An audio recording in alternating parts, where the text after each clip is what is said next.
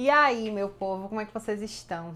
Hoje, quando eu fui pensar, né, eu disse, meu Deus, qual o tema que a gente vai conversar um pouquinho hoje? Eu fiquei pensando que sempre me perguntam assim, Ju, qual o teu versículo preferido? Por muito tempo foi Isaías 41:10, depois 1 Coríntios 2:9, 1 Pedro 2:9, e eu fui mudando.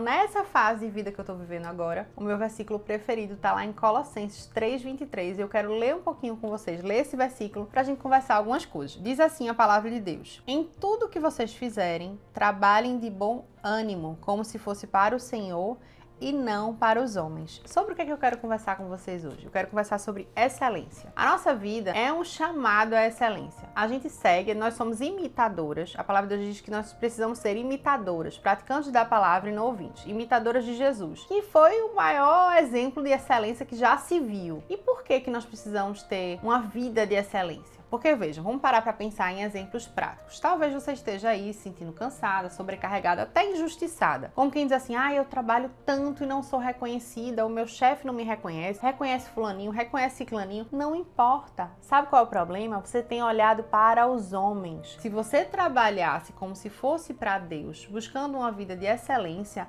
você ia já, no mínimo, deixar esse peso para trás. Muitas de nós, donas de casa, né, a gente tá ali, para um lado, para o outro, talvez você tem filhos, tem um marido que é um pouquinho folgado, e aí você fica reclamando, ai Ju, eu me canso, eu trabalho tanto, é tão cansativo, eu lavo os pratos, eu cuido das crianças, eu cuido de tudo é comigo, Ju, não é justo. Sabe qual é o problema? Você tem trabalhado para homens e não para Deus. E esse chamado à excelência muda um pouco dessa lógica, né? Muda esse fardo pesado. Porque quando a gente entende, em tudo que vocês fizerem, trabalhem de bom ânimo. Então a gente lava os pratos de bom ânimo, a gente cuida da nossa casa de bom ânimo, a gente tá no trânsito ali, aquele trânsito terrível. Eu moro em Recife, o trânsito é terrível. A gente tá ali, no trânsito, com bom ânimo, entendendo que a gente tá ali naquele trânsito na permissão do Senhor. Eu quero muito incentivar você, porque a mulher de Provérbios 31, ela era uma mulher que sorria diante do futuro. E eu amo esse versículo, porque ele fala sobre otimismo. Uma mulher excelente, uma mulher que vê as coisas com um pouco mais de otimismo. Não se comparando o tempo todo. Entenda que a comparação só tira as tuas forças, só te tira do teu foco, só te tira do teu propósito. Quando nós nos comparamos com a caminhada uns dos outros, a gente perde a clareza de para onde nós estamos indo, onde nós queremos chegar. E hoje o Senhor te trouxe aqui para te dizer, faça tudo de bom ânimo, como se fosse para o Senhor e não para os homens.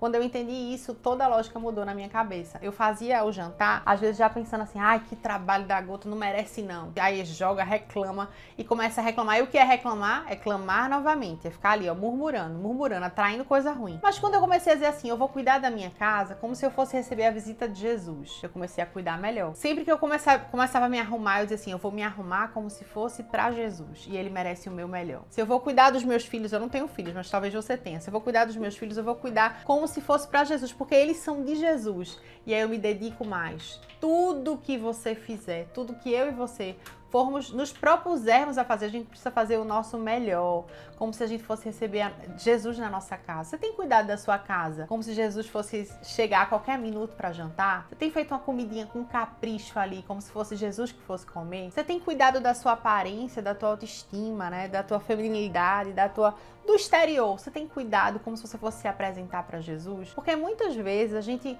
guarda o melhor só para visita, não é assim? A gente tem aquela louça de estimação que fica no armário ali, não, isso aqui é só para datas especiais, e aí a vida passa, os familiares que são verdadeiramente os especiais morrem, e tu guardou ali a tua louça, o teu melhor, que você possa viver dando o seu melhor em tudo que você fizer. Vai trabalhar, trabalhe da melhor maneira possível, vai ser mãe, seja a melhor mãe, vai ser esposa, a melhor esposa. Tudo que você colocar a sua mão, faça com excelência. Jesus, ele era excelente em tudo que ele fazia. Se ele estava conversando com alguém, ele dava atenção plena àquela pessoa, né? Aquele encontro era marcado por atenção plena. Se você está com alguém, tenha atenção plena para aquela pessoa. Se você vai cuidar de alguém, haja com generosidade, com bondade, com excelência. Não faça as coisas meia boca, não faça as coisas de qualquer jeito. Filhos de Deus não são chamados a fazer absolutamente nada de qualquer jeito. Tudo que a gente fizer tem que ser como se fosse para o Senhor e não para homens, tendo bom ânimo, tendo alegria, não com peso, entendendo para que nós fomos chamados. Esse versículo mudou a minha vida e eu oro de todo o meu coração para que mude também a tua vida. Mude aí a lógica da tua mentalidade, tenha uma metanoia, uma mudança de mente e te faça refletir, poxa, eu quero ser a melhor mulher, a melhor esposa, a melhor filha, para agradar o coração do meu pai e não de homem. Porque certamente quando você agradar o coração do seu pai, você agradará também os que estão à sua volta. Uma vida excelente para mim e para você.